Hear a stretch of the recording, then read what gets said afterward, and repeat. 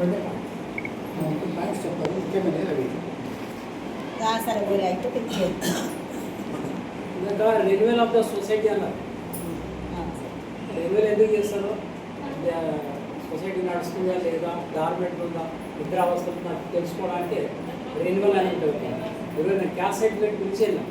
2017లో మా బిడ్డ తీసుకున్నాను. అక్కడ పోతే ఎఫిడేవిట్ తీసుకురామన్నారు. ఇంటికి ఎఫిడేవిట్ అంటే సర్టిఫికేట్ రెన్యువల్ చేస్తున్నారు కదా, ఉట్టిగా ఎందుకో తీసుకుని మాకేం చేస్తే దేని వాటితో రెన్యువల్ చేయించండి అని అన్నారు. సో రెన్యువల్ అనేది కంపల్సరీ, సొసైటీ రెన్యువల్ చేయడం అనేది కంపల్సరీ. నేను చేసిన లేదు తెలియదు, మరి కాలేదు అయినా ఓకే. 8 హైదరాబాద్ జిల్లాలో ఎక్కువైంది. హైదరాబాద్ జిల్లాలో ఎక్కువైంది. ఫస్ట్ ఇంప్లిమెంట్ చేయగానే నిర్మల్ చేసిన ఒకటి ఆర్డర్ రాగానే ఇంప్లిమెంట్ చేసిన ఇక మొత్తం కమిటీ మొత్తం దీనికి సాయం చేస్తున్నాడు రెన్యువల్ అని చెప్పి అని దాన్ని ప్రాపగేట్ చేసినాం. ఇక అది పక్కా పడేసిన అది జరిగి కూడా 4 ఏళ్ళు అవుతుంది. ఒకటి చేసినాం అన్నమాట.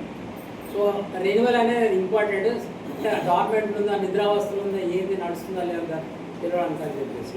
ఇంకొకటి ఏంటంటే ఈ మార్కెటింగ్ మీ సొసైటీ చేసినప్పుడు కూడా మేము ఏం చేస్తామంటే మీకు అదంతా కనబడి మీరు రాసే రిపోర్ట్ల 20 మంది సభ్యులతో 30 మంది సభ్యులతో చేసినప్పుడు ఒక్కొక్కరు ఏం చేస్తారు అనేది, ఎన్ని చేపలు తీస్తారు, ఎన్ని పచ్చి చేపలు రోజు ఒక్కొక్కరు తీస్తారు, 5 కేజీలు తెస్తారు, 5 కేజీలు ఎంత పెట్టి తెస్తారు, ఎంత కమ్ముతారు, ఎంత లాభం వచ్చింది, నెలకి ఎన్ని రోజులు అమ్ముతారు, 10 రోజులు అమ్ముతారు, సంవత్సరానికి ఎంత, 12 రోజుల 240 రోజులు, 160 రోజులు, 160 రోజులకు ఎంత లాభం వచ్చింది అది.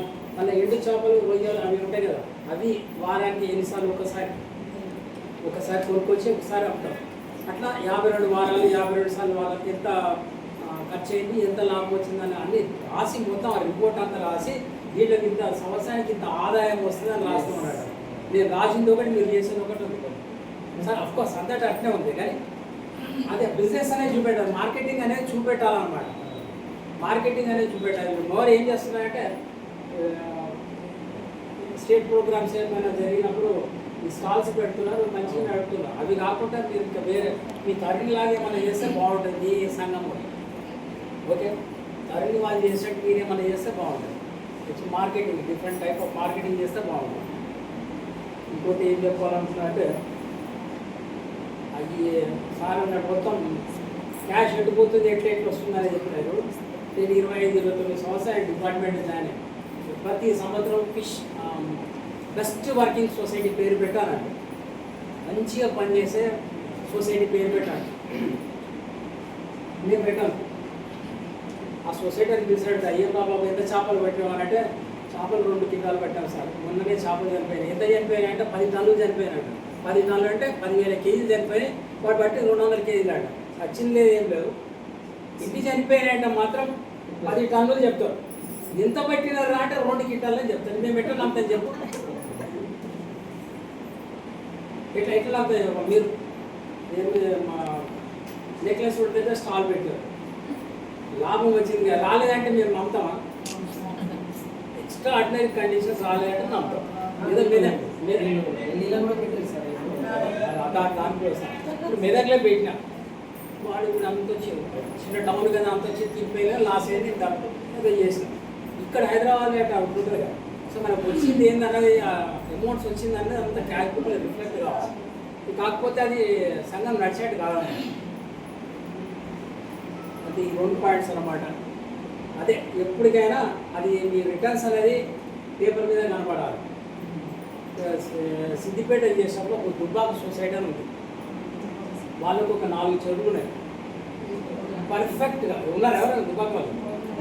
పర్ఫెక్ట్గా వాళ్ళు చేపలు పట్టినప్పుడు ఎన్ని చేపలు పట్టిండ్రు, ఎంత వచ్చిందనేది రాస్తారన్నమాట. పర్ఫెక్ట్ ఫిగర్ అన్నమాట. కనీసం ఒక 3 సార్లు ఆయన సొసైటీ ప్రెసిడెంట్కి బెస్ట్ సొసైటీ అవార్డు ఇచ్చినారన్నమాట. నేను ఒకసారి పెట్టిన, నాకంటే ముందు పెట్టాను. నేను నా జీవితాన్ని, నా సర్వీస్ మొత్తం ఎవరికి పెట్టాను. ఎందుకంటే ఇంత చేపలు అమ్మంది చూపెట్టాను కరెక్ట్గా. అప్పుడే ఒక 15 years బ్యాకే 8 లక్షల రూపాయల చేపలు అమ్మినట్టు చూపెట్టాను. అంటే క్యాష్ బుక్లో రికార్డ్ అయింది, అందరికి పంచిపెట్టున్నది. ఈ చూపెట్టమంటే భయపడతాను. ఏదో సార్ వచ్చి మా దగ్గర చేపలు ఆడుతూ లేకపోతే దెబ్బలు ఆడుతున్నాడు అది అమ్మింది ఏంటనే చేస్తే నాకు ఇది అవుతుంది. ఫర్ ఎగ్జాంపుల్ నేను బ్యాంక్ లోన్ అడుగుతాను, మీ శాలరీ ఎంత అని చెప్పి దానికి బేసిక్ ఇస్తారు. అది మీకు పోయి అడిగినారు అనుకో, మీకు ఏమన్నా అడుగుతారు, ఇంటికే తీయడు కదా. మీకు ల్యాండ్ ఉందా, ఇంకేమైనా ప్రాపర్టీ ఉందా అని చూసి ఇస్తారు. సొసైటీ కూడా అంతే. ఈ ట్రాన్సాక్షన్స్, క్యాష్ ట్రాన్సాక్షన్స్ కరెక్ట్గా క్యాష్ బుక్లో రికార్డ్ అయితే ఇంత అమ్మిన, ఇంత లాభం వచ్చింది, ఇంత మందికి ఇంత లోన్ ఇచ్చిన, ఇంత వడ్డీ వచ్చింది, ఇవన్నీ రికార్డ్ చేస్తే ఫంక్షనింగ్ సొసైటీ. దాన్ని బట్టే భవిష్యత్తులో లోన్స్ ఏమన్నమాట బ్యాంక్స్ ఏమన్నా ఇవ్వాలంటే అదే చూస్తారు. ఇండివిజువల్గా నీ దగ్గర ఏముందా, మరి ల్యాండ్ ఉందా, లేకపోతే బిల్డింగ్ ఉందా, తనఖా పెట్టి ఇస్తాడు. ఆ సొసైటీస్కి ఏం చేస్తారు, సొసైటీస్కి ఆడిట్ రిపోర్ట్ చూస్తారు. 3 సంవత్సరాల ఆడిట్ రిపోర్ట్ చూసి ఇచ్చేస్తారు. ఇక రివాల్వింగ్ ఫండ్ 5 లక్షలు ఇంటికి రాలే, 3 సంవత్సరాల ఆడిట్ రిపోర్ట్ పెట్టి ఇచ్చినారు.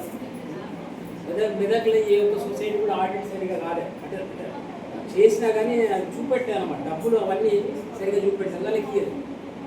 సో మనం చేసే బిజినెస్ అనేది బ్లాక్ అండ్ వైట్ అంటే కనబడాలి, పేపర్ మీద కనబడాలి, ఇంత మీద మీకు వచ్చింది. సో సార్ చెప్పేట ఆ మార్కెటింగ్ అనేది సార్ చెప్పాలి, నేనే చెప్పాలి వాస్తవానికి. మార్కెటింగ్ అనేది క్లియర్గా చేయాలి. Okay, thank you.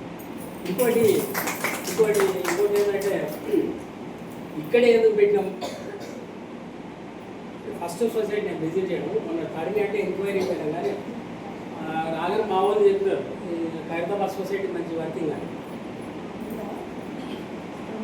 ఢిల్లీ నుండి ఎవరు వస్తే కూడా 2-3 సార్లు ప్రోగ్రామ్ అంటే మీకు ఖైరతాబాదే చెప్పారు.